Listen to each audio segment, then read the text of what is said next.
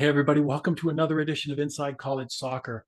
You know, if you listen to us a lot, you know that we interview everybody, not just coaches. But for me, it's always a genuine pleasure when I can bring in a longtime coach to have a discussion with, because no matter what levels you've coached at, whether it's junior college or NAIA or D3 or D2 or D1 or even pro, coaches find things to bond over. And this is one of those coaches that we've talked before, but we've never spent any time with each other. But we always feel like we're connected in some way. And Kris, you reached out to me the other day, and it reminded me I need to ask you to come on the podcast. So today we've got Coach Kris Bertsch. How are you, Kris? I'm great. Thanks for having me. It's no, you're so right. It's like this is the spider web and the connections through soccer world small. Yeah, no, we have a staff member on that you actually coach, Danny Reynolds, right? Oh, for sure. Danny's the man. He's great. Yeah. You got any Danny stories for us that you'd like to tell out of school? Danny's a character. For those of you who don't know Danny Reynolds, he's one of these people in life that if you meet him, you will probably never forget him. He's just a character, and he's full of personality and life and energy. And you got to have at least one good Danny story for us, right? Oh, a clean one? No, I'm just kidding. Ah, No. Danny's about the salt of the earth. Just very lovely. I don't know if I have any stories, but just to talk about him, he's a good friend and a good person, and always has time to connect, and wants the best out of people and helping people, and generally has a smile on his face all the time. And if he doesn't have an answer, he'll go find it. And no, he's just a really good person. I've been proud to not only coach but stay in touch with. yeah, no, he's a good dude with a lot of experience. He's great to have around. So Kris, now you're one of these guys. In fact, I was just thinking about this the other day to myself for no reason, and maybe you spurred this thought in me, that some of my best, most fun years that I really had were not as a head coach necessarily, although I enjoyed being a head coach for its own reasons. But being an assistant gave me freedom to get to know the players in a different way, and not having that responsibility of being that head coach. That some of my most enjoyable seasons were being an assistant. And of course you're a head coach now, but you spent most of your career as an assistant, didn't you? For sure. I think the real cool thing about being an assistant is you can have different conversations with student athletes than maybe as a head coach. You can kind of, when things are going well, you can talk to them a certain way. When things aren't going so well, you can be, a set of ears. As the head coach, the difference is you sometimes have to make hard decisions, and it falls on you. And so that, I think, if I could be an assistant somewhere else and have those great conversations with the student athletes and hang out in the locker room with them a little bit more, and I probably would. But obviously, running your own program is special. But again, some of that comes with things that aren't so glorious as well. Yeah, I know. It's so funny. It's always this be careful what you wish for, at least for me, Kris. I won't speak for you, but I really wanted to run my own program because I would see things that the other coaches did. And I thought, I might do that differently, or I might handle that differently, or something. And I wanted to see if I could do it. I did. And because I spent most of my career, like you, as an assistant. I did. I spent 12, 13 of my 22 years were as an assistant. So the majority of them were as an assistant. And then when you get there, you realize, oh, all these problems that the head coach handled that I really never knew about, that meeting with administrators primarily, and some of the paperwork and some of the meetings that they just leave us assistants out of. We don't need to know. And even some of the those hard decisions that had to be made, that you were kind of glad the head coach had to make those decisions and you didn't have to, because maybe you really liked that kid, right? Or you get along with them and you didn't want to see him have to leave the program for whatever reason. I didn't like those moments very much as a head coach. I almost felt like I got to coach more as an assistant than I did as a head coach. Did you kind of feel the same way? I think, yeah, everything you were saying, I think is the same. Like you're kind of like, I don't like to have this conversation, but sometimes you got to deliver the bad news if you want to hear good news here and there. So those, yeah, I agree with you. Like the administration, doing with housing, doing with fundraising, dealing with the budget, that's the stuff a lot of the times the head coach typically spends more energy on. You're kind of like, well, what do you do all day? Well, that's the stuff. Um, yeah, Right. I think as a head coach, obviously when I took over the program, you have to prove that you can coach, and you got to get deep into the weeds and coach and prove that you know what you're doing. And then obviously when you hire good assistants, you want to give them the freedom to keep growing and let them coach. And I think that's really important because if I do all the coaching 99.9% of the time, they don't grow as coaches either, and that's not fair to them. So I'm very lucky. I've had a really good staff in place for 2 years. It's turned over a little bit, but I've been able to really surround myself with awesome people first, and then obviously their intelligence in the game and their relationships and how they treat our student athletes. What so now that you now that you if you look at it from a head coach perspective, and we talk about bringing on assistant coaches, what kind of things do you look for in an assistant coach? Obviously, most of them don't have much experience. You were an exception, and I was an exception to the rule where we were older and more mature. We weren't just starting out, but most assistants start out younger, right? It's maybe their first coaching job, or maybe it's their first college coaching job. What kind of things do you look for in an assistant coach when you're trying to bring them in to help your program? Yeah, it's not one size fits all, but it's first, I think it has to align with balancing me out as a person and a coach. If the person brings the same exact traits that I'm good at, and then the things that I'm not so good at, they're not good at, and they don't want to touch those subjects, that's not very good. Or you need to hire another assistant that balances out maybe some of the grunt work or some of the tedious work. I'm not one who likes to push things down the line all the way to the bottom and say, you deal with this. That's if I can't do it myself, then I wouldn't give it to somebody else. But I think when you hire somebody, you're always looking for a good person. At the end of the day, we don't talk soccer. I just like being around you. That's like as a human being, and culture is really big for everywhere I've been and how I do things. And so it always starts with hiring great people, and obviously want them to be knowledgeable and care and trustworthy, that they can go identify players, and if they go in recruiting, they can handle their business properly on the road. Game days, can they coach in the moment? And yeah, I think it's hard to keep an assistant for 30, 40 years. It just doesn't happen very often unless it's a special place or the family's solidified in that area or the significant other has a great job or whatever. Usually people are always aspiring for more or to become a head coach at some point. So that's where if you really do treat people right, they tend to stay longer. If you don't treat them well, then you're going to constantly be looking for assistant coaches all the time. Yeah, it's so hard to. The general public has no idea, how little soccer coaches make compared to American football and basketball coaches. And you coach at some of the biggest schools in the country, UConn and Xavier. They're football or basketball powerhouses. And we see what they make, and even their assistants, and even their second assistants and their third assistants. Soccer is just fighting to get one full-time assistant, and it's. Many of our assistant coaches, literally, if that's all they were to subside on was their soccer money, would be considered being paid at the poverty level. Absolutely. I mean, I work for free at times, just because I wanted to be part of something. I then would work like 8-hour coaching gigs and director of coaching, then doing my own private stuff on the side. Getting the one school I was working at, I was like opening the doors to the gyms at like 5:30, 6 in the morning.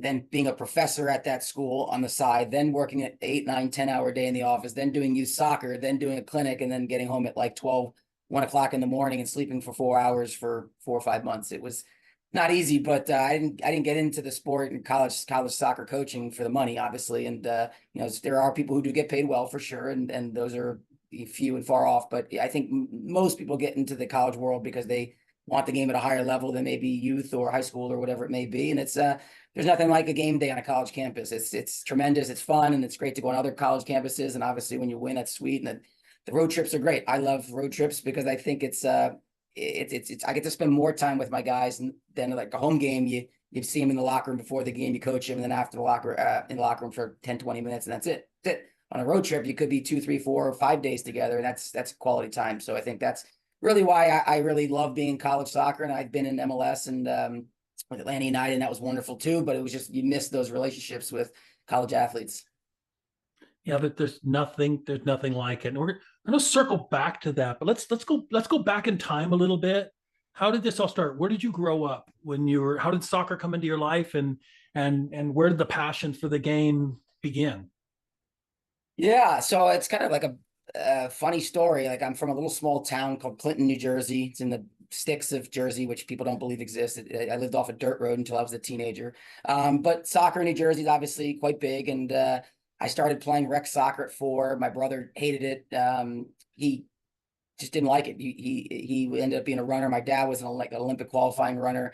I was a runner who liked doing something besides just running. So I got to play soccer and played very competitively. Youth soccer was, when ODP was pretty big back in the day. I was in the regional team. I got to the national pool. I had a lot of college offers. And then, the one time that's really important, kind of that junior, senior year, I got hurt for the first time in my life. And then some of those college opportunities, they saw me play, and I tried to play through injury. I wasn't very good, to be fair. I was like, yeah, I wouldn't recruit me either. I can't perform to my best. And so ended up going to a school at American University in Washington, D.C. We were good, quite good. I think we made the tournament 2 or 3 times, went to Sweet 16 and stuff like that. That was great. Good culture, good guys, great school, great area of D.C. And then again, the only other time in my life I kind of got hurt was I was going to go try to play professionally. I had I think something lined up in Denmark. I got hurt. I tried to play through it. Again, couldn't get fit, trying to play through an injury. So I got an opportunity to coach at UConn. And I was like, this is something, maybe I'll do for a short period while I rehab and get healthy again. And then I fell in love with coaching, and I kind of just put my professional career aside. And I figured at the time, starting at such a great school with a great staff, it was something that, and my dad was a coach, track coach, cross country as well. So like he had the coaching genes. My parents always said I would be a great coach. Didn't kind of believe him. I kind of never really wanted to get into coaching, to be honest. I thought I would always play forever, right?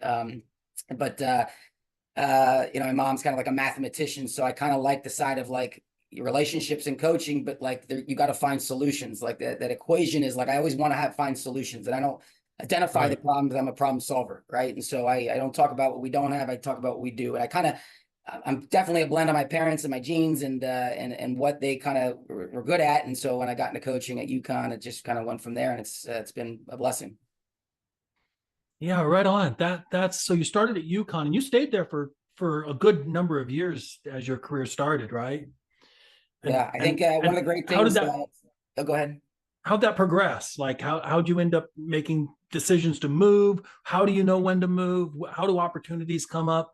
It's just so good for young coaches to start out to hear like this is a real pathway that you've created for yourself. Sure. Obviously, I was very young. I was like 23 years old or whatever it was when I started. I was at the bottom of a very talented coaching staff. Ray Reid was the head coach at the time, one of the most successful coaches in college soccer history. And UConn was one of the best in the country in everything. And I say, Coach Reid cared about every single detail in the program. After just even a few months there, I was like, this is like all college coaching. No, it's not. He just did things on a different level. Right. And so I stayed there for 4 years. And I can honestly tell you, Don, I felt ready to be almost a head coach after those few years, let alone being the top assistant at any school in the country. And so word got out there that I was like this hidden gem in the coaching world, but it was fun because like everyone knows that those who worked under Coach Reid were very successful elsewhere because he is driven, he's a hard man to work for at times, but he cares about success and every single aspect of the program, like Coach Maroney, who's the legendary coach before Coach Reid at UConn. They're just so thorough and so detailed, and I'm a detailed person, so I love trying to get every single conceivable thing the best of I possibly can in this program. Right.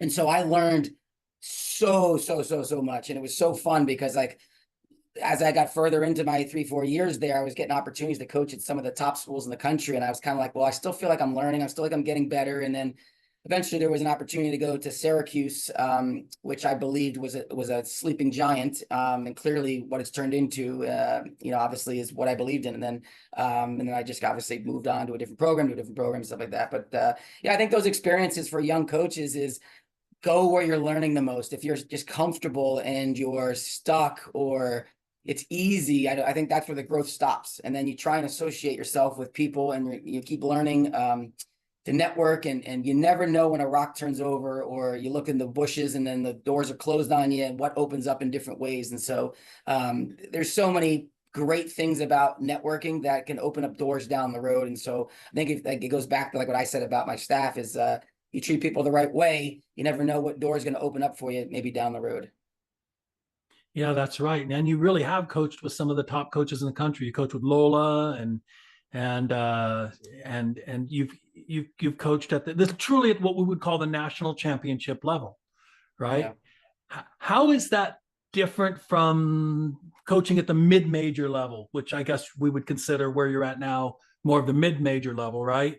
Um, and how is there a difference, first of all, and how is the recruiting different? How is the coaching different? How, do you approach anything differently?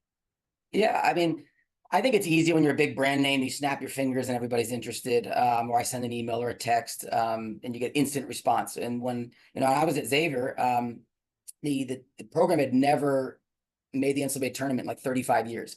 And when we were hired to staff, they were just hoping that we'd make the conference tournament by like year 2 or 3. First Right. year, we made the tournament, and then we beat the number 1, 2, 3 teams, seeded teams in the tournament, and we won and got to the NCAA tournament. They were super happy, right? We did it again in year 2. In year 3, we were only like a half away from winning the Big East regular season when we switched to the Big East. And then in year 4 and 5, we went to the second round and then went Sweet 16. So we went 4 out of my 5 years. And the 1 year we didn't, we were almost the Big East champions. And then I think it was like 10 years, Xavier didn't go to the tournament again.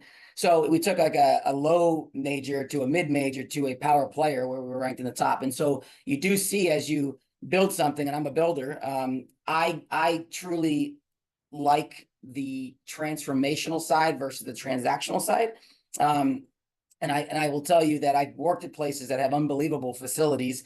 Stadiums are some of the best in the country, and then you get a student athlete on campus and they just blown away by the gear and the stadium, and I'm like, that's great, but here's also what else we can offer to you. And and so I like at Lindenwood, for example, the place is unbelievable, so beautiful. But it's more transformational for me because we don't have this big brand name like a UCLA or a Duke or whatever, where every kid in the country is going to drop what they're doing and probably want to go there. We're different. That I've had 23 guys on campus in 2 years, and all 23 have committed. That's how impressive this place is. So, but Wow. no one knows that. That's okay. I want people who want to be here for all the right reasons. Right. It's a special place with great people. We're growing this thing so fast. But I want the right people on the bus. And so it's such a different, you have to really build strong relationships with the student athletes. You're not just going to say, hey, we're Lindenwood. Everyone's going to drop what they're doing and come here, which is fine. I knew what I signed up for. The very first time I drove on campus and made the first turn, I go, whoa, look at this place. This is unbelievable. It's beautiful. It's got X, Y, and Z. So I think, I think with the portal, and I'm sure we'll talk about that, but the portal is very much, kids are always looking to play for the biggest brand names. And, there's a lot of great programs out there for sure. We have to do our homework and we got to dig a little bit deeper, and it's okay. Which is why we're going to be very successful, because our foundational level is just getting better and better. And it's just a really awesome thing. So yeah, there is definitely a difference between a mid-major aspiring to be a major program, but it takes time. It takes a little bit more time. Yeah, no, this whole idea of a transformational coach and transactional coach, I didn't realize how. Of course, I think there can be a blend of the two. I think that it's not two ends of the spectrum that doesn't ever blend in the middle. But I didn't realize how much of a transactional coach I was until I read a book about transformational coaching, and I really thought about it, and I thought, yeah, I really want to be more of a transformational coach. In other words, for those that are listening that don't understand what we're talking about, why don't you give us your version and your view of a transactional coach versus a transformational coach? Sure. Yeah, a great story is, when I took over, the program emerged from Division II to Division I. So yes, everyone thinks that's great, but sometimes that's not what student athletes maybe signed up for. And so some guys weren't maybe as committed as they wanted, not knocking D2 by any means. It's just the mentality is different, the work rate, the load, the demands, the fitness. It's just more, right? So I was able to bring in 21 guys my first recruiting class, which is a lot. And I don't personally ever want to do that again. But the first like 4 or 5 guys I committed, basically committed sight unseen. They didn't probably know where Lindenwood was. I hadn't brought them on campus. They committed for me. And they said kind of like, Coach, if you ever become a head coach, I'm coming to the school you're at. And I had 2 guys that I previously coached. I had a guy who I recruited to try and get to a different school I was at and ended up not committing, ended up going to a different school. We just stayed in touch, and always just tried to give advice if I could. And then an opportunity came when I got this job, and he was looking for a new school, and he instantly goes, I'm coming. And so on and so on. And so the reason I bring up those guys is I think, the 5 guys that I either had coached, I had either committed, and then never coached. There's the guys that I recruited and didn't coach, but the way I treated them, from either coaching them personally or not coaching them, or stayed in touch with them, or I even helped them. I'm more impressed at the 5 guys. I'm more happy, I should say, about the 5 guys than the 16 others, because I must have done something in their lives that said, hey, you did a good job treating me right. You did a good job coaching me. You cared about me. You're passionate.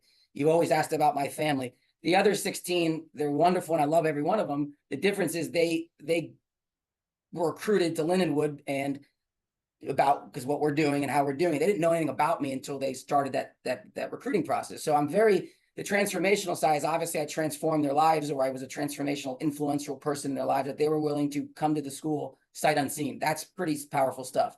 And it wasn't anything about like, yeah, I can offer you this kind of package or this scholarships. There was guys who committed in those 5 guys that say, Coach, I'm going to commit to you. We can figure out everything else later. The academics, the athletics, the scholarships. And I go, wow, that's committed. You don't know if you're paying $100,000 out of pocket or $0. But I thought that was really special, because I had the right people that I obviously treated well in the past, and they were very caring and always felt like I was an important person in their life. And so that, to me, is what transformational leadership is. Yeah, the book I was talking about, I don't know if you've read it, Inside Out Coaching. Oh, is that the tennis? Joe Ehrman.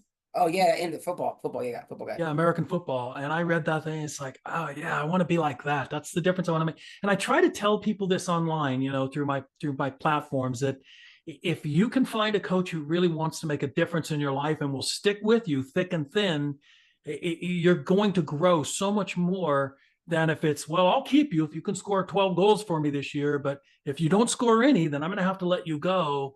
That transactional relationship, not that we can't get where we're going out of that. I mean, that can be a motivator, and it can be a driver to make you want to perform as a player. But when you've got somebody who really cares about you as a person and wants to make a difference in your life and will stick with you no matter what. Look, when we recruited kids, it was hard to get kicked out of the program. I mean, you had to be willfully disobedient over and over and over for us to tell you to go away, because we felt like we owed it to you, because we brought you in to stick with you. And even if you're the last player to come off of our bench, it doesn't mean that you mean less to us than our leading goal scorer. You're going to be treated the same. You're going to be given the same opportunities, and our office is open to you just as much as it's open to that leading goal scorer. You're all part of our family. And I am noticing, it feels to me, and I'll say it's all anecdotal, and we don't want to paint a broad brush over everything, Kris, but it feels to me like players are becoming more transactional and coaches are becoming more transactional. That the idea of, Coach, I owe you my debt of gratitude for bringing me into your program and giving you opportunity, and I'm proud of our school, and I want to graduate from this school, and this is our family. And also coaches bringing in players and with the attitude of, no, you're not going anywhere. From our perspective, we brought you in, and we owe you your 4 years, and we're just as grateful to you for committing to us. That loyalty is slowly subsiding with not just in only the transfer portal, but with NIL money. There's a Power 4 coach, I won't name the school and the coach, but he said that the first question that these girls were asking now is, will you guarantee me playing time, and how much money will you give me? First questions in an interview. And I was blown away by that, because when I retired in 2018, that hadn't kicked in yet. And I couldn't believe that players would have that audacity. I would never do that in a job interview, by the way. How much vacation are you going to give me in my first job interview? When's my first raise? And can you guarantee me that I won't be fired in the next 10 years? I would never dream of doing that. Are you noticing the same thing? Of course, you're on the men's side, and I think of the men's and the women's side, and having coached on both. But are you noticing a shift in mores and attitudes in societally within the world of soccer? Yeah, and I think, I'm a big fan of loyalty. And part of that transformational side is like, I think it's not just a 4-year relationship, it's a 40-year. I want to know what you're doing 10, 15, 20, 25, 30 years from now with where do you live? Do you have kids? How's your family? That kind of stuff. And so you lose that with, like, you just look at professional sports, for example, a trickle down effect. Like, how many times do you see a baseball player like Cal Ripken or Jeter or any of these guys stay for 20 years with their club or their organization? It doesn't happen anymore. And so now we've opened up different pathways to transfer more. We've given the power back to the player. And so you are seeing that, like, first chance to jump, can I and should I and will I? And the grass is not always greener elsewhere. But the opportunity financially maybe, or hey, I scored 8 goals. I got to take this and run with it. Okay, well, then maybe you go somewhere else and you score 2 goals. Is that good for your career? You said you want to be a pro. I don't know how many clubs, professional clubs, want to sign a forward who scores 2 goals in 20 games. I don't think that's a great, Right. equation. Yeah, and so I think the rules have changed to create this lack of loyalty. I'm not faulting the student athletes. I think there's opportunities, and you see it happens obviously clearly in the power sports of football and basketball, where a guy throws for 20 touchdowns and rushes for how many yards, and all of a sudden that is financial game-changing money. You almost have to leave because the money's so good somewhere else, right? And so Right. I kind of running joke is like, you see hearing about some of these athletes making like $1 million, $2 million or whatever, and I'm like, yeah, I'm gonna say I'm hurt this year. I'm gonna take a red shirt year. I'm gonna stay another year, get that extra $1 million, and then just keep redshirting and medical redshirting. I'm staying in college for 6-7 years, racking up $6-7 million, and then you go to your professional world and you don't make that kind of money. So you might as well rack up that money while you can if you're getting it, So it's can't fault the player again, or hate the game. It's just that's the way it's changed. And so it's been difficult because it's a trickle down effect isn't as great in lesser sports, Olympic sports of tennis and soccer and volleyball and baseball. It's out there. There's big NIL money out there, but when there is, it's usually a special occasion or a donor or boosters. Now you're starting to see boosters are running athletic departments, which is crazy that you're seeing no loyalty. You're seeing, I think could be wrong, I thought it was a basketball player just committed, the #1 recruit in the country just committed to BYU. They're not known as a powerhouse, but they had the most NIL money, so he's taking it, running with it, So you're just seeing how the game has shifted. Yeah, and I'm with you, man. Look, in basketball and football, I do believe that athletes were being exploited while the NCAA, the schools, and even the coaches made millions and millions, and they were using these athletes for free. But they try to. It's so hard to explain to people that's not soccer for the most part, and maybe it is 0.1% of all of the players that at the very top. In other words, the top 20 players in the country, maybe 3 of them or 4 of them. And people want to talk about like all soccer players, right? And it's like, you don't understand. It's such a minuscule percentage of soccer players. I think there's probably more NIL money on the women's side than there is on the men's side, for Pete's sake. I mean, I know Texas signed at least 2 players that I know of for over $100,000. These are unproven freshmen, I've heard that exactly. And that's big money, and I think that's cool. Whereas schools like Indiana seem to be using most of their NIL money to make sure that everybody can have a full ride, right? Which I think is an admirable way of looking at it, too. It's just it's being looked at differently, but I think my point is, Kris, is it's not track and it's not rowing and it's not golf. It's not soccer. It's, these rule changes have been driven by American football and primarily men's basketball as these drivers. And the rest of us, I feel, are hanging on for dear life and just getting drugged through the water. Like if I'm water skiing and I fall down and I'm not going to let go. And it's like, well, we can't let go, but this is painful for soccer to go through this. And then, of course, the public, and this is one of the reasons why I love doing these podcasts. I'm hoping people will listen and hear and become educated, but we shouldn't be looking at soccer as a way to become a millionaire in the college game, because I'm not sure that it will ever happen. And if it does, I'll be long dead before it does happen. And you may be gone too before it happens, because we're talking about maybe the 4th or 5th sport, depending on the stats you look at, as far as viewership and money spent in the United States is soccer. We might be behind hockey, for Pete's sake. And it just, yeah, our soccer community is just looking at this all wrong. If we think that, like you said, I started, I play at the 10 and I scored 4 goals this year. Coach wants to have me back, but I'm going to transfer in hopes of going to UConn or Indiana or Notre Dame or Stanford or whatever the bigger name might be. And those schools don't need average. They don't need more average. They need something better than they have. And by the way, that kid's that's better than they have played for Manchester United's youth team all the way up till 19 years old and is way more experienced than the American kid. How do you look at that? One of the complaints we get, Kris, all the time, it's from the parent of the average. And when I say average, I mean ability-wise, the average American kid out of high school that's thoroughly pissed off that Marshall is basically starting all Americans, all internationals, right? And they're pissed off because they're saying that's my kid's spot that kid's taking. That's my tax dollars that are paying for that public school that are helping fund scholarships for an international kid. And it's not fair to the American player. And they're taking spots away from my kid. What do you think about that? Yeah, is it not fair that my school rewards academics really well?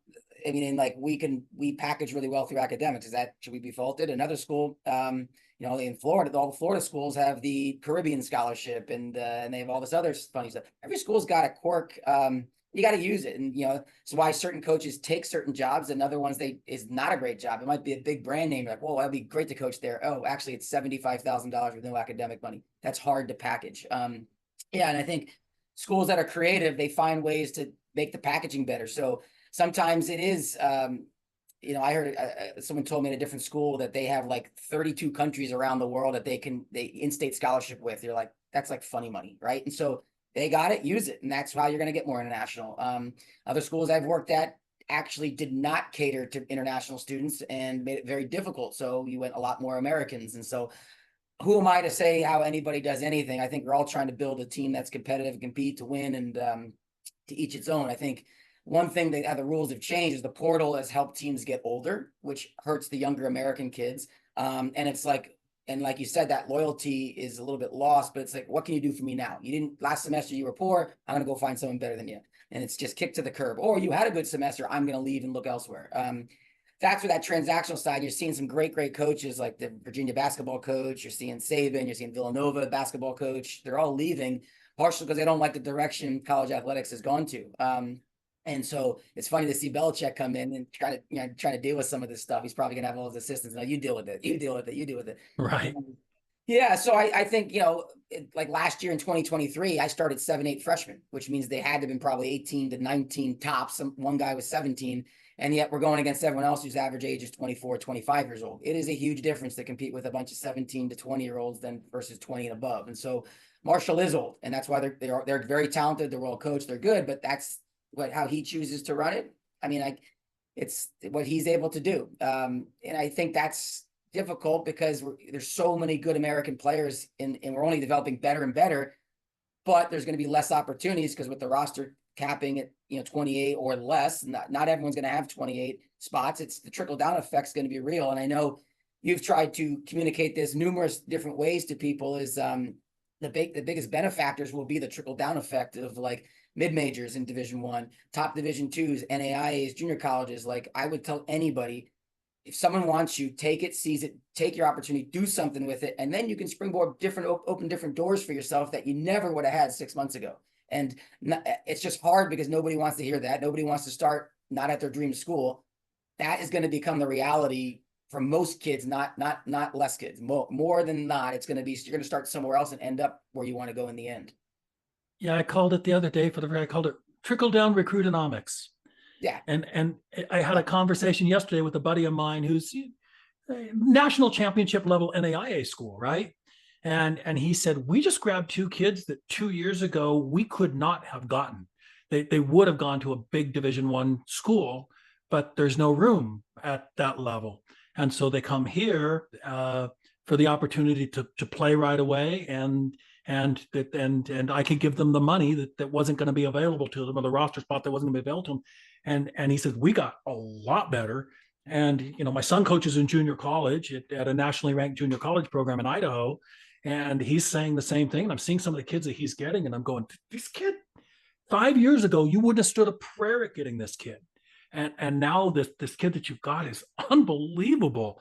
And yeah, I think you're right, Kris. And I think that's a healthy way to look at it, is take the best opportunity that's available to you at the time, and then just see where your career takes you. And I call it betting on yourself, right? Gambling on yourself, believing in yourself enough that you don't need to make unrealistic demands of coaches. You can just go prove it, right? Players need to play to prove themselves, right? And the other side of the coin too is, there are players who are very talented and go to some of the best programs in the country, and then they don't play, and they either go 1 year without playing. Okay, that's not a death sentence, but then you stick around a second year and you don't play, or you play very marginally. Then you hit the portal and you're like, well, I played at X, Y, and Z schools. They're very good. We're very good. But most teams don't want to pick up players who haven't played somewhere else or haven't played much in the last year or two. They're looking to find guys who played 15 games at center back, whether it's Division II, NAI, and junior college. Like, my roster is very well balanced. I got true freshmen. I have redshirt freshmen. I have transfers that came from NAI, junior college, Division II, and Division I. I have everything, right? And some of my best players come from the smallest brand name schools out there. And so I love that, because they come here hungry to prove, and they're aspiring to play Division I versus, I played at this other bigger name school. I'll just transfer to another Division I. It's fine. You right. Want the student athlete who's driven by opportunity. And then if you only get 1 year, 2 years, 3 years, you want to make the most of that time. So yeah, and so I think it is so important to find somewhere you can go and be successful, because if you go even to a better school and you don't play, it actually could be the end of your career at 17, 18, 19 years old, because you're going to hit the transfer portal and just sit there and then not go anywhere. Yeah, exactly. No, it's so true. And I'd advised I won't name the school. You and I know this coach very well, and they've won on the men's side multiple national championships. There was a kid that was playing minutes since his freshman year. They've traveled him every year, and they would have kept him going into his junior year on the roster. But the kid walked in and said, I want to play this next year. And the coach says, then you probably should transfer, because I can't guarantee that. If that's what you wanted to guarantee. And the backstory is, and they always tell people, find out your why. What is your why? The kid's ultimate goal is to play professionally. And he's with a program that's produced maybe more professionals than any other team in the country, pretty close, at least as many. And so you make it into an environment. You have a staff that's willing to coach you, willing to train you, willing to help you move on. And are you going to become the next Ryan Saylor of the world? I often say, I want to interview Ryan. I need to get a hold of somebody who knows him, because I think Ryan Saylor might be the last Ryan Saylor in the history of men's soccer. And for those of you that don't know, Ryan Saylor played a grand total of 30 minutes going into his senior year. Then at the end of his senior year, he's on the Herman Mack watch list. And then he gets drafted into the MLS to enter Miami, and, he's living the pro life. But had Ryan Saylor bolted his freshman year or sophomore year or junior year, he may not have become Ryan Saylor.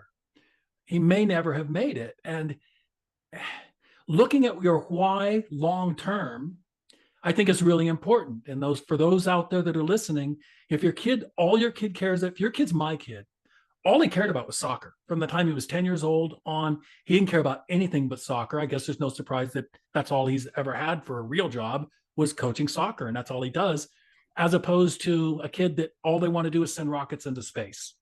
All they've ever done is play with rockets, look at rockets, watch rockets on TV. They want to be an engineer. They want to be an aerospace engineer. That's what they want, but they're a soccer player, right? And they're a competitive soccer player, and they want to play. Those are two different whys. And then the choices that you make to lead you to your end goal are going to be different choices for the kid who all they do is care about soccer versus the kid all they care about is rocket science, right? And knowing that why for everybody out there is just so important, Kris. What what do you advise kids as they're making decisions? Let's say you're recruiting kids and you meet all these kids for different, they have different whys. How do you walk them through that process? Yeah, I think that's the key is what motivates you. Like I always ask the question, and it's not a requirement by any way, but every school I've been at, I've asked you, are your aspirations to be a professional soccer player? You don't, Right. you could say no, and it's totally fine. I would still recruit you. For me, it's how I coach you is different, right? And so, you tell me you want to be a pro and you want to be your forward and you're only scoring 1 goal a season, 2 goals, 5 goals, it's not going to be enough. You have to work on your game and create, either get your shot off more, work on your finishing, your technique, or Right. whatever that may be. But if you don't want to be a pro and you're scoring 1 or 2 goals and you're a senior, I probably am not going to go. You're probably not going to grab a bag of balls outside of training and work on your game, because at the end of the day, your career's done at the end of the season. So what motivates you? What's your why? And so I know a guy who's trying to be, own his own business, and that's all he cares about. I'm not going to drive and yell at him because he's not going to respond to that. So that for me, Right. the intrinsic motivation is really critical in the recruiting process. And those goals, I re-ask again every year because your goals change. Because some guys we get, come in thinking they're going to score 25 goals and they score 4. And I'm like, yeah, it's harder than you think. I was going to tell you that, but also you maybe come in, you do score 15 goals and you didn't think you were going to score 5. And now you're really good. And now, wow, man, maybe there are pro opportunities for you. So to your Right. point about, Ryan, I know Ryan quite well because I was at SLU at the time and we were undefeated all the way into the Elite 8 and we lost to Washington on their mud field. But I was happy for him personally because I liked his story. But that's the same thing in reverse as well. As a lot of guys go and have first year, second year, third year success, and they go, you know what, my last year, I'm going to go to this elite school to try and I have to play in this conference, and this is the only way I'm going to be a pro. And then they don't start, they don't play minutes, they don't score goals or whatever. And then I always say, you want to leave when your stock's high. You don't want to leave when your stock's low. So if you Good go somewhere, advice. yeah, and if you go somewhere and you don't score a bunch of goals, even though it's a good program and you're a good player on a good program, but you didn't put up numbers, they're going to look at what have you done recently. Versus maybe you go to me and you score 20 goals. Guess what? Who doesn't need a 20 goal scorer, right? And so you always want to leave with your stock being, are you an all-conference player? Are you leading goal scorer? Are you shutout, tops and shutouts, whatever it may be. So what have you done for me lately? We talked about with the transfer portal is also the Right. same thing with professional teams. They're not going to go look at your freshman year and sophomore year goals. They're going to look at your goals from your junior year, your senior year to play. They're going to go back and watch 90-minute games from your senior year. They're not going to go watch freshman year games. And no matter what you did then, no matter where you were, no one has that kind of time to go watch 74 games and go back to the 74th game your freshman year. So you really have to find that balance of your why and say like, hey, if I'm in it to win it and I'm in it to be a pro, or this is what I'm trying to do, stick with it, believe in yourself, but you also can believe yourself different ways. It's sometimes you might need to move laterally to move back up. Yeah. And this idea, Kris, that that your college career is how you're going to make it professionally is so crazy ridiculous when you're going to graduate at most kids 20, 21, 22 years old, maybe 23. And then to think that this is it because I didn't make it now, I'm never going to make it. And when we talk about professionally, by the way, if we're talking about the United States, I need our audience to understand that probably 90% of the guys under some kind of a pro contract also have a side job. In other words, what's the old country western song? Semi-pro means semi-paid. Right? I mean, most of the professional soccer, and even around the world, unless you're in the Premier League or in the championship in England, you also drive a cab part-time. You also lay bricks part-time. You also do something else part-time because the soccer pay itself can't pay for your rent and your food and your personal expenses. And you got to have a little something towards retirement that you're putting aside. And the soccer can't do all that on its own. So, I know a lot of USL championship players that are on their contract is you get an apartment, which means they share it with 4 or 5 guys. And, you're getting $1,000 a month. That's what you get. That's not, in other words, it's hard. A, doesn't mean you're going to make it. B, but also doesn't mean that the career's over. It means there's a pathway. And if I go in to a USL 1 team or a championship team, and I'm the leading goal scorer in the conference, the next level, whatever that is going to be interested in at least bringing me in on trial. which is all we can ever ask for, right? Is a trial, an opportunity to test, to be tested, and to prove that we belong. That's all we can. That's all we deserve if we've worked our butt off, and that's all we're going to get is that opportunity. So I just want people out there to understand, Kris, because you coach at the professional level. What's the difference? I just asked this of Ian Foyer that I was just talking to. I did a podcast with him a few minutes ago.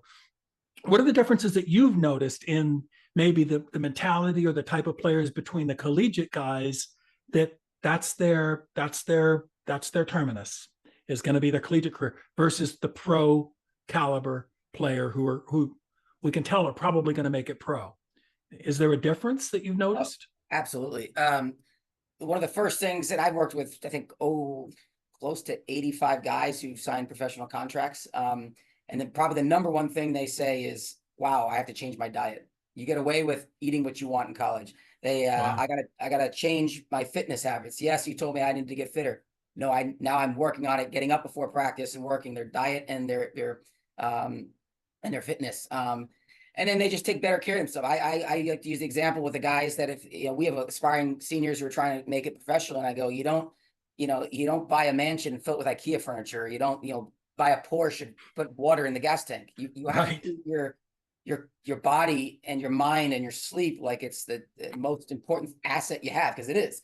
And so what you get away with in college, yes, maybe you're the best player on my team, but would you be the best player on Clemson? Would you be the best player at UCLA? Probably not. So there's players better than you. I always had a mentality growing up is be the hardest worker on any team ever. That's what I control. I can't control being the best soccer player, but I can control my attitude, how hard I work, and my mindset and my fitness and my diet and everything. That's a controllable thing. So I think you start to see once those who make it in the professional world, it's their mentality, it's their diet, it's their fitness changes instantly. And they realize, shoot, I should have worked on this 3 months ago, 6 months ago. And the ones, I'm most proud of, there's a lot of guys I've recruited. I was like, this guy will be a pro. I know it, regardless of how he eats and how his fitness is. He's just super special. I'm most proud of the guys who don't think they will be a pro, but they're like, hey, if it happens and it presents itself, great. But then over time, they just do everything right, or they listen, they take notes, they change their diet, they work on their game. And I am most proud of when I turn on TV is seeing those guys living out their dreams, because they aspire. They found their why was always in front of them, but also they have a plan. Nothing in life that if you want to be successful, if it's easy to do, everybody would do it, right? And so it's really important if you create these lofty goals, like I would love to go play in the Premier League, but if it doesn't, I'll go play in MLS. Well, every kid says that when I recruit them. I want to go play overseas. You know how hard it is to play in America, let alone overseas. I'm not going to squash those dreams by any means, but at the same time, let's start by getting you right. Your habits don't match a professional. Okay, let's fix those habits. Okay, yes, maybe your weak foot's not as good. Okay, we don't have that. It doesn't have to turn into gold, but it just can't be a weakness anymore. So we work on you before we think about whatever level you can play at. If you told me you want to get paid $2 a game, well, I could probably find that for you right now. If you say, yeah, I want to go make a career and make $1 million, well, then you got to get to work now. And it's going to take 4, 5, 6, maybe never, but we got to start now. So I do also ask what level you're trying to play at, so that I also know, hey, I just want to be in the USL or USL, championship. Okay, well, that's doable. That's very doable. Okay, but MLS, it's gotten so hard to crack the MLS lineups because they now scout and recruit the whole world. Analytics is amazing. Data is amazing. Scouting and recruiting is amazing. Like the league is, I always laugh every 5 years. If you look back at where the league was and where it is now, you kind of like, oh my God, the league was a joke back X, Y, Z. It's amazing. Very true. There's so many talented players. The facilities are incredible. The stadiums are incredible. The training facilities are incredible. It's wonderful. I don't think Americans give the league enough credit, because obviously there are better leagues in the EPL and whatnot, but it's pretty awesome what we're doing here in America. And it has gotten better. We were season ticket holders with the San Jose Clash, by the way, and when it just started, and it was awful. I think I saw better college games than we saw in most of our games. And then you're right. Every 5, 6 years, every new generation of players that's coming out, it seems to make everything. It is getting better. I mean, I think we got a long way to go, but it is getting better. It is improving. There is more interest generally from the public, and we're getting somewhere with the game. And I think that trickles down to college. I think people that said that college was only lump and run soccer might have been right 10, 12 years ago. but we see some of these teams. We see how Akron plays, and we see how Syracuse plays, and how some of the teams that we can see in the tournament, how they're playing, and it's improving. Would you agree? Oh, for sure. And you still see, and look, people always want to poo-poo college soccer. Look, it's not La Liga by any means, but what it does for you is it provides, maybe you're not ready at 17, 18 years old, but you need a few more years. But also college game, it's very difficult. It's physical, it's aggressive, it's a lot of games in a short period of time. It's mentality as much as it is fatigue and dealing with that and your mental state. And so you still see guys on the national team that have played college soccer. I coached one, Patrick Schultz, who's been second, third string goalie. I think he got 2 caps in 2024. He's only 23, 24 years old. Right. But he was in college for 3 years, right? There's Jordan Morris spent 3-4 years at Stanford. Tim Ream, who's had a long, lengthy career, he played at St. Louis. And so there are still players that are late bloomers. I think Americans tend to be late bloomers because we do focus a lot on the athleticism, too much, personally. The coaching is getting better at the youth levels, but what you don't know, it takes longer to get. Or some guys just peanuts when you get them as a freshman. All of a sudden, as a senior, you're a built Mack truck, right? Right. The physicality of a man, it's just different. Maybe people grow a little faster and they're thrown into professional worlds over in England and wherever else earlier, but Americans are late bloomers. We're coddled. We coddle our kids, and and everything's got to be perfect grass fields and whatnot. Like they don't play in the streets and stuff as much as Brazil and whatnot, No, that's true. You mentioned something there about the physical side of the game, and I hear this complaint a lot about the American coaching, and that the coaches only care about the physical players, and I only look at it. I look at this from my perspective, Kris, and that anytime that I find myself going to the physical side of the player, it's because they didn't have the technical and the tactical ability. So what am I supposed to do with that? I get a kid in college that's 18 years old that can't even juggle the ball down to the end of the pitch and back. It doesn't have good first touch, doesn't have good ball control. And yet I have to rely on this kid to play. What style am I supposed to play? Am I going to play short out of the back to a bunch of backs who will lose the ball 60% of the time?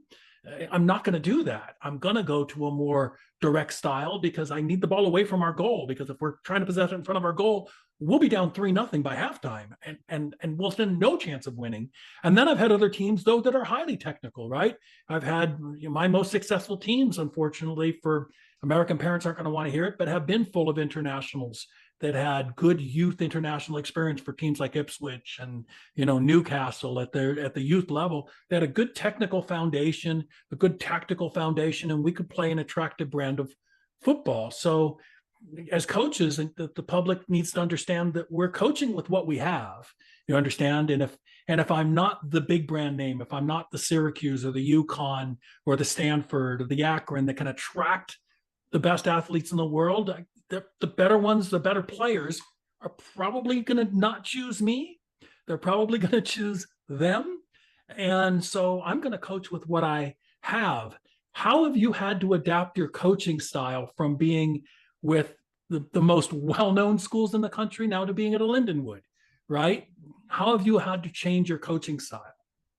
Oh, that's a great question. I'll run through real quick. I went from UConn to Syracuse to Xavier to Louisville. Then I left to go to Atlanta United, and then I came back and coached at St. Louis University before Lindenwood. So there's the pathway. Yeah, it's every league's different. I was in the Big East, I was in the A10, I was in the ACC, in the OVC now. And so, when I was coaching at Louisville in the ACC, I'm like, wow, I really like this player. I like this player. This player, it's not gonna work. He's technical, but a step slow. I need to go get the athlete, and it was like it became such a vertical style league. Very talented, but it was very athleticism heavy. When I was in the Big East, you're recruiting more X's and O's, technical, smart players, a balance of that. And then the A10 was a little bit more rugged. It was more vertical. It was more physical, but very difficult games. And so, like every conference you in, you have to recruit a different style player. You see teams that you're like, this team's by far the best team in the conference, but they ain't going to win it because they have all technical players with no grit and no fighting spirit. Right. And look, everyone's entitled to build a team however they want. I think, usually a league takes on a personality, and then whoever the top of the table is kind of who you're trying to build. That's your team to beat them, or otherwise you'll always be below them. Right.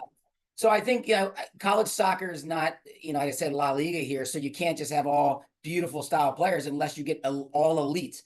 I was at the junior college championships and there were so many nice players. I like them. Like, I like this guy, I like this guy, I like this guy. But I'm like, I need to get a lot of them to make them work together. Otherwise I can't, you can't have, one of our running jokes in a program is guys, I have good banter with my guys. And they asked me like, hey, coach, would we win a national championship if we had Messi? And I flat out said 1 second later, no. They're like, you're wrong. I go, absolutely not. I go, we don't have the players around him. His eye for the game. He's going to see a run 15 seconds before you're willing to make it. I go, you have to have bring out his gifts. You know what I mean? Right.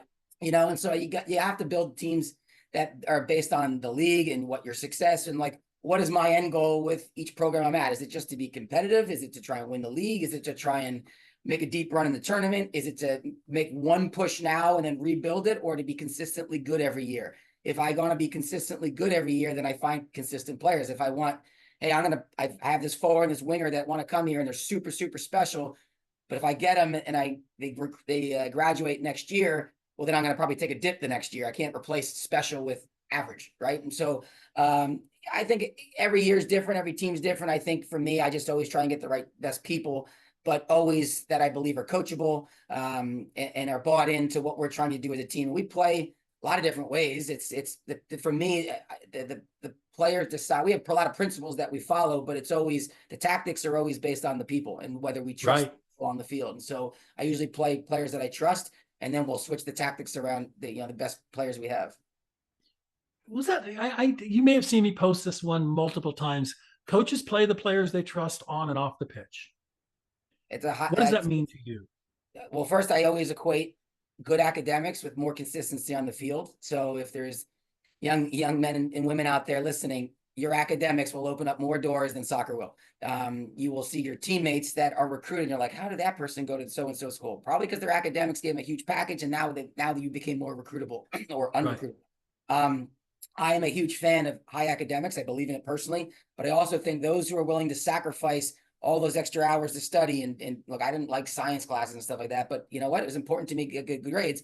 So I grind, I spend more time studying in those classes. If I'm willing to do that on stuff that I don't really like as much, guess what that person's willing to do at soccer, which is the fun thing in their lives? They're willing to give everything they have, right? So the ones, I see these teams that go up and down every other year and they have special players. I'm like, I bet those guys are erratic in the classroom. And so for me, academic consistency is important to athletic consistency. And I think those teams that tend to have good academics, you're not seeing Stanford be poor very often. Those guys are good student athletes and they're a good program and well coached. So I'm a big fan of that. I think the consistency comes from those who are studious tend to obviously do better and more consistent on the field. I do think the reverse is true too.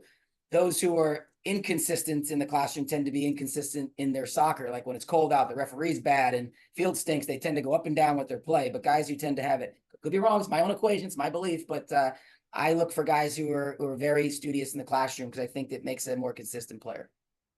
Yeah, and you may not be able to comment on this being in your position, but it also comes to the personal lifestyle and how these kids handle being away from home.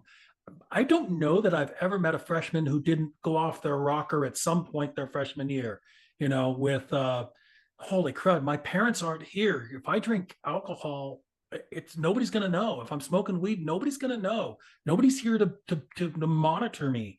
And, while some freshmen can make it through that virtually unscathed, many can't. They just and their food, right? We talked about the nutrition, what they're eating. Maybe at home parents kind of wouldn't buy the things that they, the Pop-Tarts or the Cheetos or the, I don't know, the whatever, the junk food, we'll just say. And now they're on their own. Nobody's looking over their shoulder. Nobody's telling them what time to go to bed. Nobody's telling them time to put the phone away and go to sleep. And freshmen and sometime even in the sophomore year, kids just can't get over that.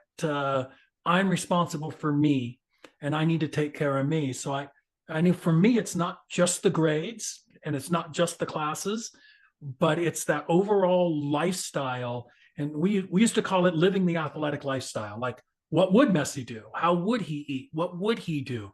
Even if you don't know, pretend you're him. What would you do with all of these things at your resources? You're trying to see how many years are in a row that you can be the top player in the world. Can I do it 2 years in a row? Can I do it 3 years in a row? Can I do it again? Can I win 2 national titles? Can I win 3? Can I win 4 World Cups? What can I do? And then live that lifestyle, right? So what's your advice to freshmen coming in about this newfound freedom that most of them are going to have, and then how to manage it?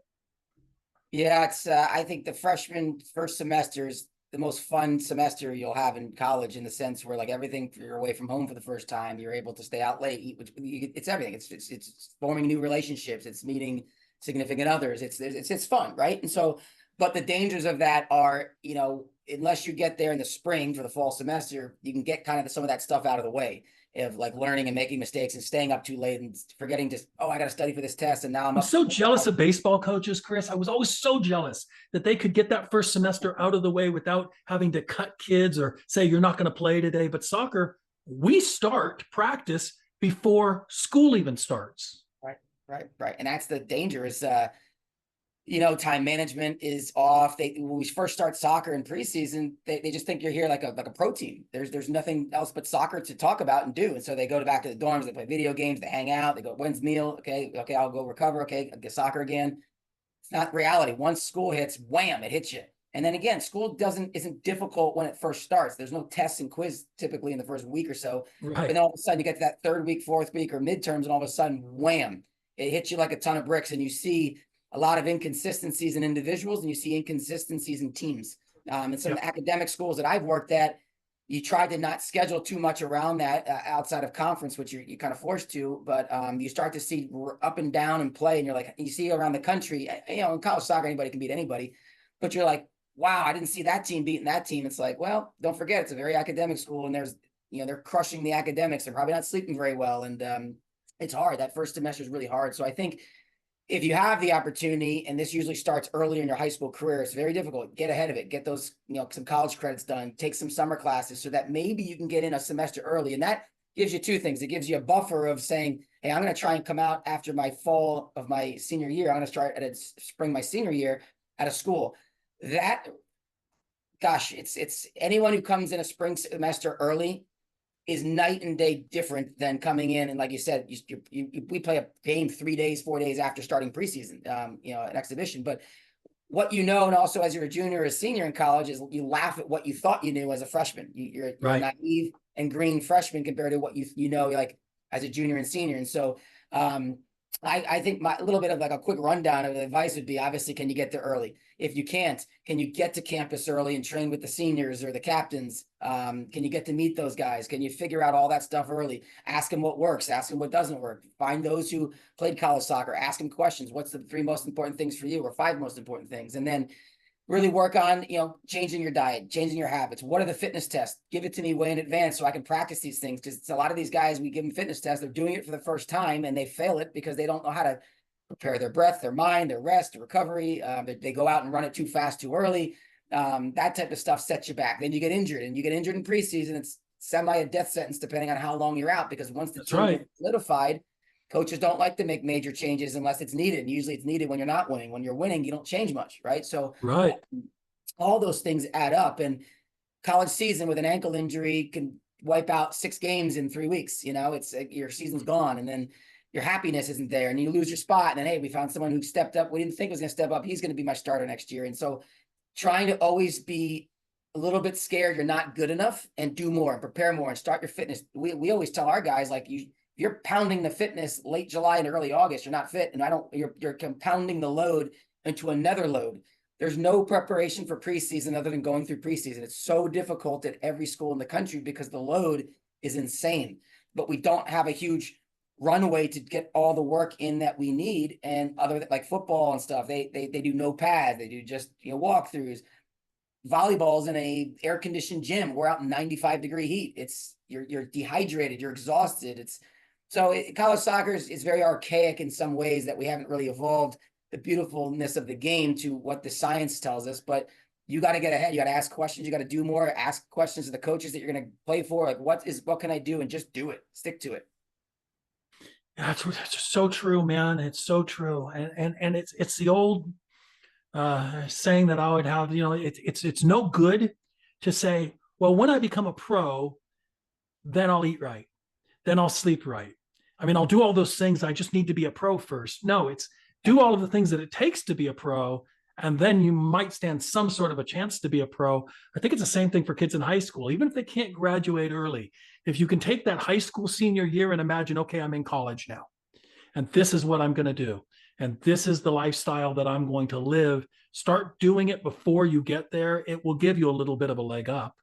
Yeah, I say the phrase, speak it into existence. I mean, if you want to be a pro, you got to speak it and you got to do it. You have to come up with a plan. You got a weekly plan, daily plan. When are you getting your extra 1,000 touches? You're a finisher. When are you getting the extra shots that, I'm guilty of this as a coach. We don't spend 30 minutes of practice working on finishing for the forward. So we might go a couple of days in a row. We don't actually work out. We do stuff to goals, but that's not working on your finishing technique. So you got to build that into your daily plans and around the intensity of the session.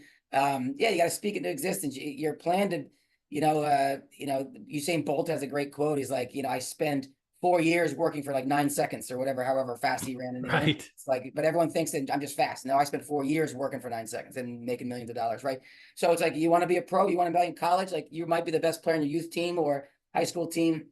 That's not going to matter once you get to the next level. It's what can you do at the next level? Just like you said, when you go play pro, instead of being 20 years old, you're going against 35-year-old men who are fighting for contracts and trying to stay a pro or whatever it may be. And so it becomes much and much more ruthless and competitive to, and I say this to our guys, like the hardest part is not getting your first contract. You can fool anybody that you're a good player. You put up a lot of stats. Getting the second one. It's the second one. It's the second one because your body of work on the first one will get you a second one. And now you're a 2-year pro. Hey, I'll take this guy on my team because he has experience. Same thing with the transfer portal. Go somewhere and be successful.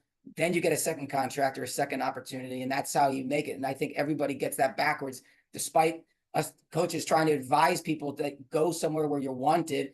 Never say no, or don't brush off, or don't not respond to Joe Schmo's school that you don't respect, because they might be the last one standing, or they might be, hey, we still need you. We still need that left back, and you're the last one standing. And then I'm gonna be like, no, I don't like the way you handled your communication with me. So I would have, but you weren't interested the first time. Yeah. Well, the very first podcast we ever did was with Bobby Clark, and I'm listening to that, and he said, the most important advice that I'll ever give a player is to go where you're wanted. And I had never thought about it, Kris. Not really. I hadn't. And since that moment, it's the number one piece of advice that I give players. I think about, the old saying that, when God closes a door, he opens a window, that kind of thing. I think, but when that door closes, you can also defy him and kick that door open. But don't be surprised if there's a monster ready to kill you on the other side of the door. In other words, maybe you shouldn't be kicking down doors that didn't open for you. And we see players do this and they quickly transfer out. I mean, I had a kid one time, he was he was a junior college All-American, and he was determined he was going to play D1 no matter what. And he had 3 or 4 offers on the table, and all were very competitive schools that could play. And he took the Division I offer. It was about a week and a half into training. He says, I'm never going to play here. I'm not the level that these players are.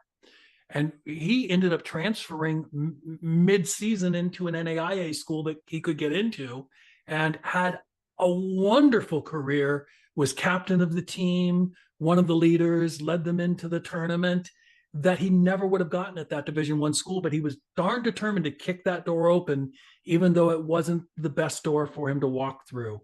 And I think sometimes we as people just have to learn that lesson for ourselves. Nobody's going to tell us. We have to learn it for ourselves. Then other kids will listen to the advice and can see the big picture. But it's hard, isn't it? Sure. And I always tell, like, when I speak at like our D camps and recruiting seminars and stuff, I go, look, don't think your teammates are committing here, there, and everywhere, junior years, early senior year. It's irrelevant. It's 100% irrelevant. You are the one living your experience, not theirs. Yeah, you'd be happy for them or be disappointed for them. I don't care what you feel. You are the one living the experience. Maybe your mom or dad really wants you to go to school A, B, and C, but you hate it because it's in the middle of nowhere, or it's in a city, or it's their alma mater. I know that may be what their dream is. It's your life. I'm very sensitive about our student athletes' college career. I love college athletics. I love the time I had as a student athlete for my 4 years, and I'm very sensitive about my players being where they're wanted. I don't typically recruit guys that will never play here. And I don't recruit guys that will only be playing in their junior, senior. I want guys who play early and often. And if I can't get that, or maybe I didn't get it right, or the level's too high for you, like you mentioned with that other player, I am going to help you, and I'm going to make sure that we get at least the last 2 years right. And I'm very adamant and passionate about your time, because, you know, we'll be going back to the transformational and transactional, is like, you're not going to go talk about, you know, how awesome the soccer cleats were 20 years from now. You're not going to talk about the zip up jacket that you have. Right. You're going to talk about the memories, the friendships, the bus rides, Yeah. the road trips, the game winning goals, like the culture, the brotherhood, sisterhood. So that's why for me, it's my culture is everything. And I believe so much in bringing people in that are here for all the amazing things we can offer you. But if you're here because we have nice gear, it's probably not a good reason for me to recruit you, because that stuff wears off after you wear it 50 times, you know, like it's not that cool anymore. Okay. We all want nice stuff, but the new car smell wears off. Right. And so that's why everything else has to be override. That's why I'm kind of like an under promise, over deliver type coach in person, is that I want you to come here, not because our stadium's amazing and our campus is beautiful. I want you to come here because of what we can do for you and uplift you in your career. And so I think that's so important to going where you're wanted, and, coaches who invest in you. And I think the other thing is, when we went back to the why, is like, I also didn't want to go somewhere where I was going to sit for 2 years. I played almost every minute on every team I ever played on. And not that I wanted easy. I always actually went up age groups and played for teams because I wanted to scrap and claw and absolutely get pushed. That was me. But I also didn't want to go somewhere where I was not going to play. I'm a passionate player and I wanted to play. And so you got to find that level. What makes you happy? And if it's too easy, I probably would have transferred, but it was a good level for me. And I competed, and I started for 4 years, but I had to earn it. I had to work for it. And was what I want. I wouldn't want to have gone somewhere and sat for 2 or 3 years, because not that I wouldn't have worked for it, but I wanted to play. Right. And that's, some guys just want to go to their dream school and sit for 3 years and maybe play their senior. That's okay too. Whatever is your why is okay. You know, it's your living your experience, not anyone else's. Don't compare. You know, comparison is the thief of the joy. Right. And so you can't compare to anyone else. Just worry about your life and your success. No, that's right. And as you were talking there, two stories came to mind. You know, my son, all he wanted to do was soccer. That's all he ever talked about from the time he was 10. That was it. And he went to a school at St. Francis in Loretto, Pennsylvania, it's the definition. If you look in the dictionary, the middle of nowhere, it would be Loretto, Pennsylvania. It's Amish country. I think the town is 750 people when school's not in session. And he went to play for Coach BJ Craig, who of course went on to Notre Dame and Oregon and now at UNLV. But he didn't care about the town. He didn't care about the weather. He wanted to play for a coach who believed in him and would give him an opportunity to prove himself, so he could see, could I be a pro at the end of the day? That's all he cared about. And so again, your individual why is just what's so important to know. Shakespeare said, know thyself. And that's in 2 words, that's one of the deepest statements that I've ever really contemplated. If you can truly know your whys, not your parents' why, not your friends' why or your grandma's why or what anybody else wants for you, but why am I doing this? I think you've got such a better chance at finding your right fit. And there's people that make fun of me online for talking about the right fit. Oh, you're never going to know what the right fit is until after you're actually at the school. And okay, there's some of that. But if you're driven to make that decision, and we call it a series of check boxes, Kris, right?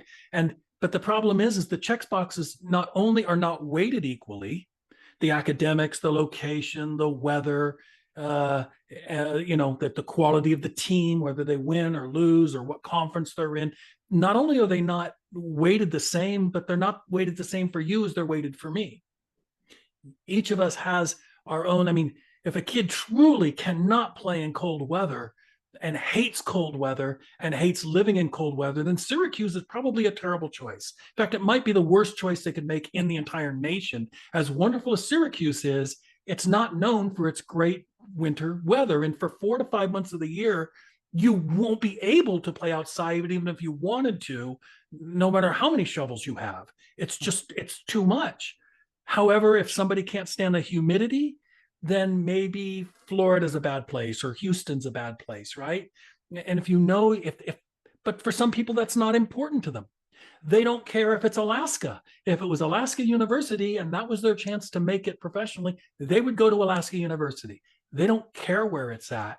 So knowing what's important to you and what's not important to you. And then I encourage people to take those tick boxes that are important to you and to weight them. Weight them. This is, soccer is a 10 out of 10, or academics is a 10 out of 10, and soccer is an 8 out of 10. It doesn't mean that the soccer coach doesn't care about you because soccer is an 8 out of 10 instead of 10 out of 10. It means you're being honest with yourself, and you're going to make a better decision to find the right fit based on that. Do you go through this type of exercise with your recruits to make sure you're getting the right recruit, or at least plant seeds in their head, like almost talking some kids out of coming to you because you want to know that they're going to be loyal to you and they're going to stay at the school, right?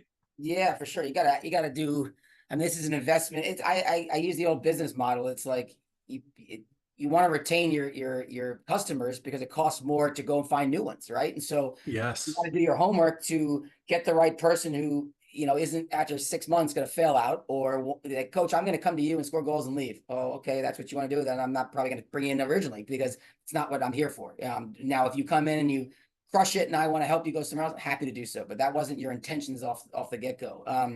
Yeah, I think you're so right about that. When I use my experiences, I always thought, I won't mention the school, like I was going to go to this school, not too terribly far from where I grew up, but it was massive school and it had big facilities and big sports and everything. And I got there, I was like looking around, I'm like, actually, this is what I don't want. I don't want to get a bus across campus. I don't want to sit in a 300-person classroom. So I always say, like, sometimes you'll actually find out what you don't want before you find out what you do want. And then I realized, wow, go visit these places and go when you're driving to a soccer tournament and this school's on an exit, just drive around the campus and maybe you'll realize, wow, I thought that school was junky. It's awesome. Or vice versa. This school I thought was going to be great. We visited.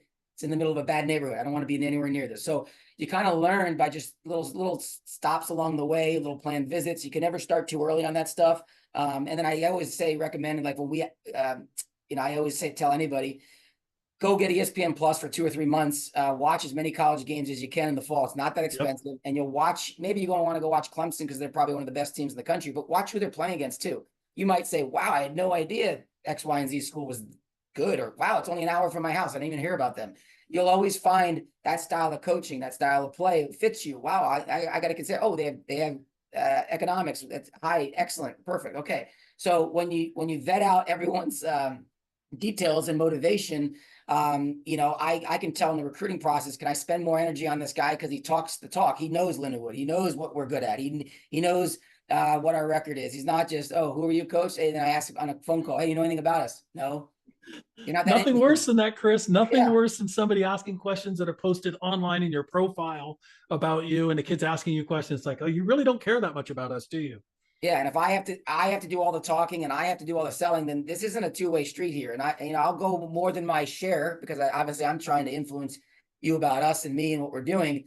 But there has to be an interest level that you're hopping on a call with a college coaches, whether it's the highest coach, me, or one of my assistants. Time is money and money is time for both of us, right? So it's always important that I have players in conversation that are invested. You don't have to know everything about us, but you look up our record, look at what we've done or what I've done or my assistants and where we've been and who we played and who we beat and what degrees. And then that's all free. It's on the internet. Go search for 10 minutes and you can find something. So that investment level in them is important for me. And then vetting out the questions of what drives them. Well, coach, I really want to get a $20,000 scholarship, this, that, and the other. Well, what happens if I only have 18? That school has it 20. So you're going to make a choice between two completely different schools over $2,000.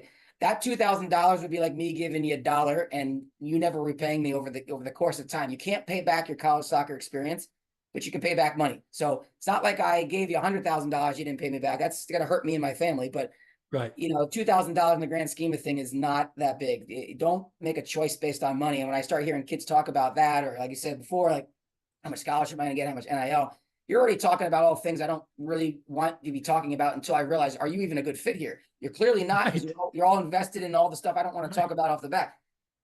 To quickly say is like, I do appreciate sometimes those conversations because right off the bat, the dad or the kid will be like, hey, I need a full ride or I can't go there because just money's tight. Okay, you actually saved us a lot of time and I don't have a full ride for you. I'm sorry.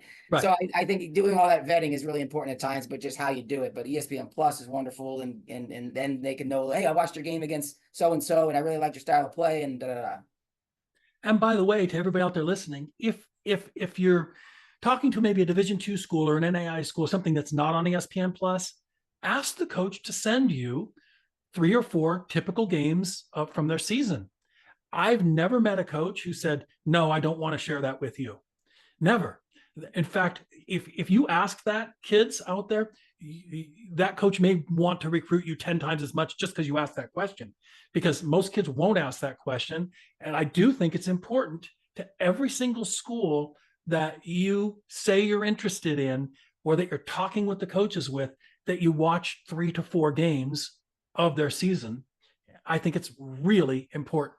Imagine, and I don't think most kids are doing it, Kris. Yeah, and imagine if I send 3 or 4 games and not a long period of time goes by and you then respond back to me. Hey, I really like the way you played in this game. I liked how you tactically changed in this one. Oh, you were unlucky in this one because that happened in the 75th minute. Like, holy smokes, this guy in 2 days watched 4 of my games and knew everything about us. And I like that tactical change. That is investment in us. And it took time out of your day, but you're totally right. Like that's the type of stuff versus just parents saying, hey, just when you write the email, the first paragraph, write 3 sentences about the school and then go back to your shtick. You know what I mean? It's better to do that than not do it. Don't get me wrong, but I also get like 1,000 of these emails a day and I just kind of can't get through all of them. You know, it's just impossible.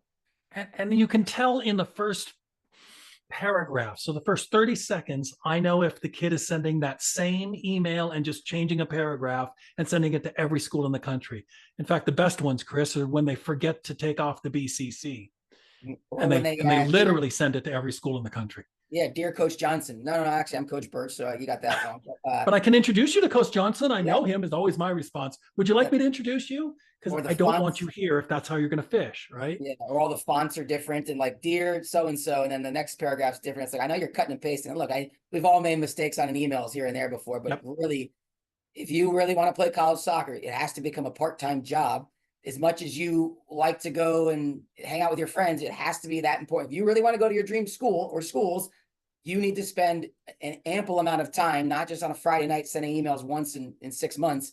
You got to do it all the time. You got to make that plan. You got to check the emails. You got to watch games. You got to follow up, comment on the email. Hey, great job on the weekend. Great win, coach. I'm looking forward to watching the next game. You got to keep being studious about that. Yeah, and you got to be detailed. You got to check your spelling. You got to check how you're sending things and how you're.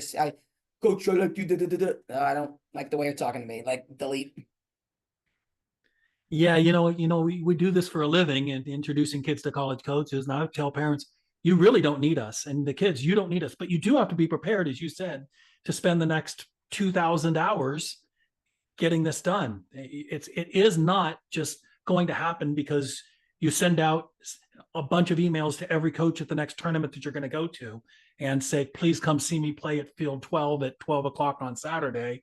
And then you're going to perform so well that every coach there wants to recruit you. It's not how it works, or you can hire somebody to help you and you can save the hours. And this isn't an advertisement for Sports Recruiting USA, but the fact is that it is work. And it is, like you said, it's almost a full-time job getting it done if you're going to do it right. I mean, you could just walk down the street to your local community college, knock on the door of the coach and said, when's your tryout? Can I have room on your roster? And can I play here? And you can be playing college soccer. And if you become an All-American, then, Coach Bertsch at Lindenwood might be interested in you. Or, it's a process though, Kris, right? Sure. And like you said about being a pro, it's like very few, the less than 1% probably have an easy time in the recruiting. Like that, you don't have to send an email out to anybody. Everyone's just going to, the second you become June 15th, your junior year, people are emailing you. But then it's difficult because then you got to sort through all the amazing clutter that you got. Otherwise, assuming you're in the 99%, that the recruiting process is hard, or you have to vet out a lot of things and you got to do deep dives. And yes, the coach likes you. Yeah, and he wants you to bring you in. I want to go to that school, but he offered me $15,000 less than I expected. Oh boy, do I go to my dream school? Do I say no because I want that $15,000 more or whatever? So it's like you said with the check boxes, it's like the puzzle is so massive and you're never going to get everything right. What are you willing to give up to get what you want? Maybe you're going to get the soccer side, but the academics aren't good. Maybe the social scene stinks. You're in the middle of nowhere. And I didn't want to go to school in the middle of nowhere. I wanted to go sit in a school with things to do. I like going to museums and going to parks and stuff like that. I didn't want to be bored. Right. So you have to, what are you willing to give up? And you got to find, what can I get the most of everything? What's cost affordable?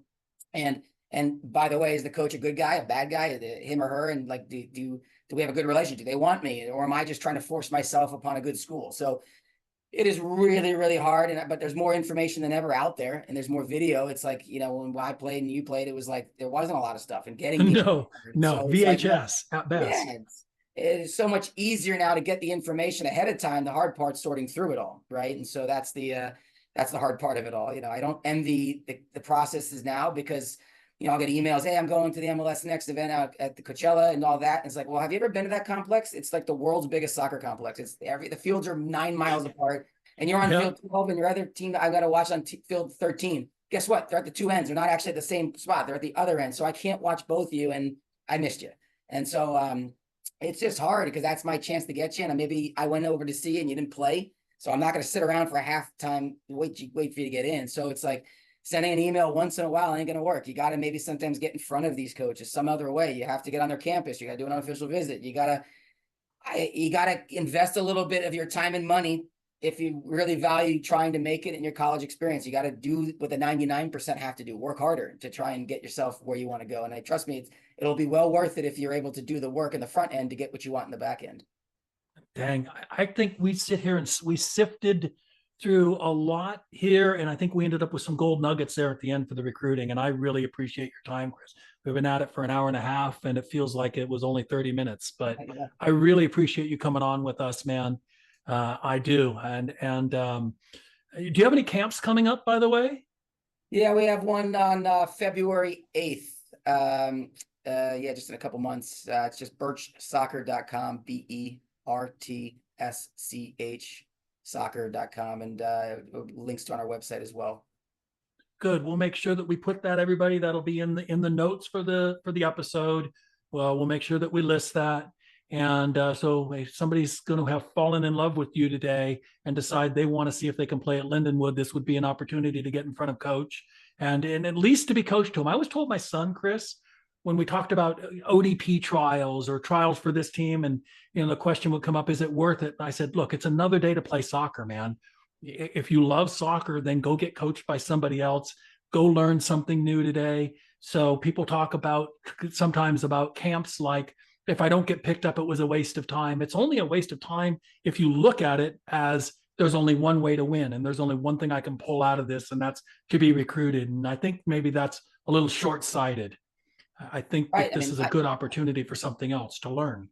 100%. I mean, I always find players at our ID camps. Like half my rosters are typically from the ID camps, but let's say you get 40, 50 kids, like I can't be adding 15 kids from a camp to my roster. It's just like the percentages. It's just one or two kids might make it. Maybe the next camp it's not, and the next camp there's two more. And so, it's hard. You got to invest. And I know everyone's not made of money to go fly around the country and drive around the country and go spend exorbitant amount of money to go to camps, but do your homework. Can you really, there's some really awesome camps out there.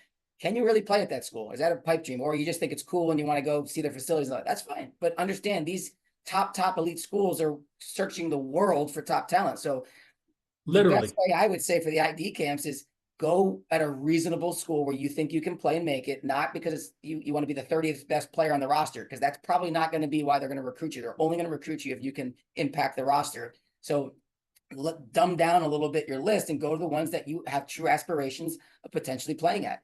And then I think from there, you'll realize if I didn't even get recruited at that one, then lower your standards a little bit and then find the ones at the sweet spot with your academics, your soccer, and your social. If you can get those three things right in the school, that's a pretty good school to try and match up what you're looking for. I love it. Thanks, Kris, again for coming on. That's fantastic advice. And you and I will be talking soon about players, I'm sure. Awesome. I appreciate it. Thanks so much for having me. Okay, brother. Thanks.